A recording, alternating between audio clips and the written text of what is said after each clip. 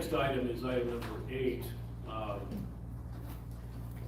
And I'm going to kick this off.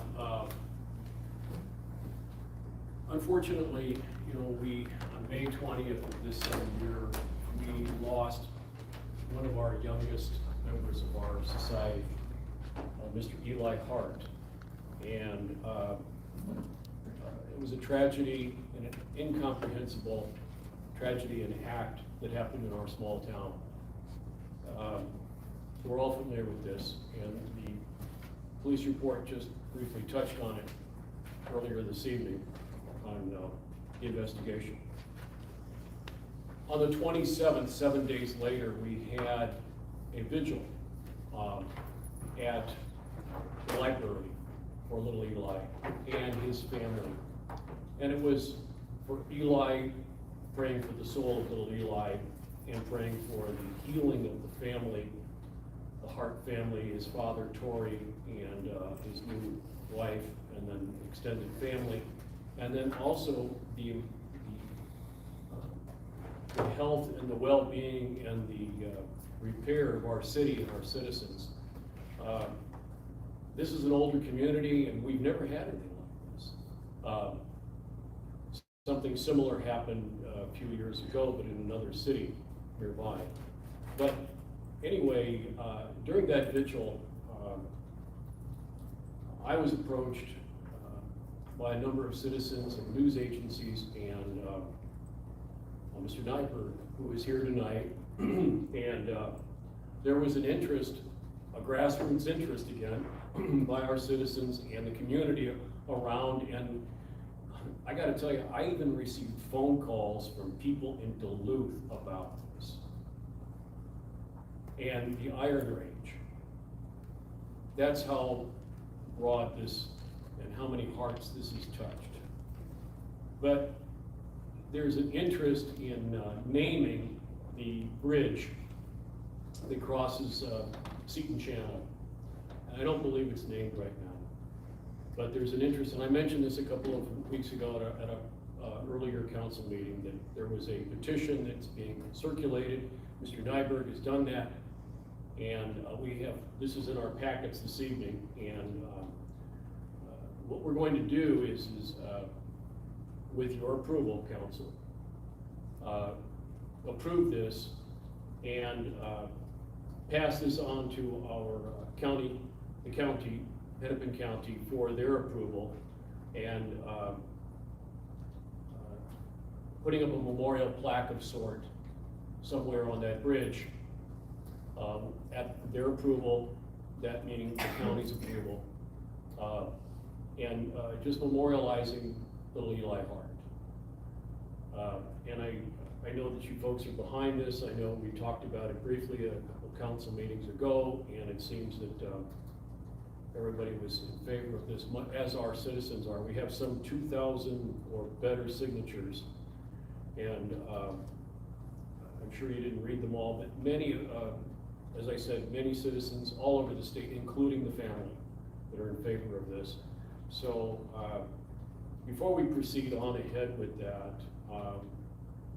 Mr. Nyberg is here, and would you like to come on up and say a couple of words for us, or to us? Good evening.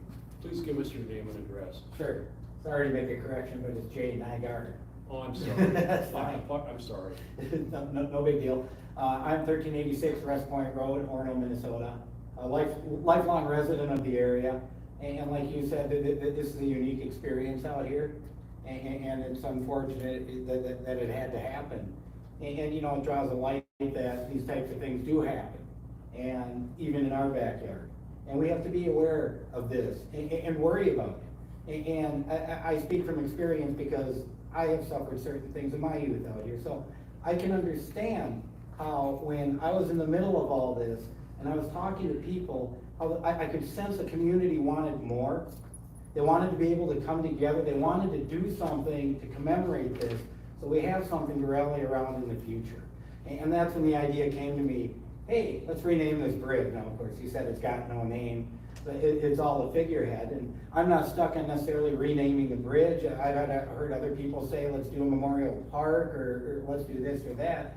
Those are all great ideas. But to me, this is the first step. The community's come together, they said they want something now, and it's time for you guys, as you said, that let's bring this to the county and start the next step. Let's get the county to look at, accept, and maybe help us develop what we're gonna do. If we name that bridge after Eli, I'd be proud in memoriam. That there's no other way to put that. So I'm just, don't wanna sing my whatever praises, but I am proud of myself that I've been able to accomplish this for the community.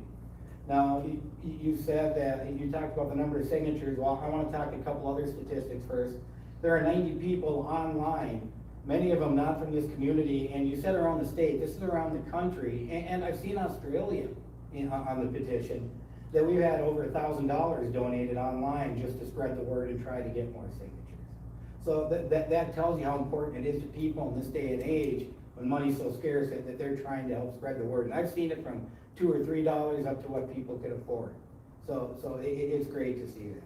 But the one last thing I do want to bring is the petition numbers, and I'm gonna close the petition out tonight. I'm gonna cut out this part and put the URL in. And the petition numbers as of tonight, when I printed this out, were 2,305. So I'd like to bring you the extra 135, Thank you. as well as the statistics. So Thank can you have so them. much. Thank you very much. Yes, and that, Thank you very much. Well, council, we have on our, in our packets, on page 1645, a resolution requesting a memorial naming dedication of a county, state, and highway 15 Shoreline Drive Bridge over Seton Channel. If there's no further discussion on this, would someone like to make a, first of all, is there further discussion on this? Any comments? Okay, well, very good. Hearing none, then we have a resolution. Would someone like to make a motion to pass that resolution, page 1645 of our packets? Mr. Mayor, Ma'am? I would like to make a motion to approve the resolution requesting memorial naming dedication of County State Aid Highway 15, which is Shoreline Drive Bridge over Seton Channel. Very good. We have a motion by Mrs. Larson. Is there a second, please? Second. And a second by Mr. Holt. Any further discussion?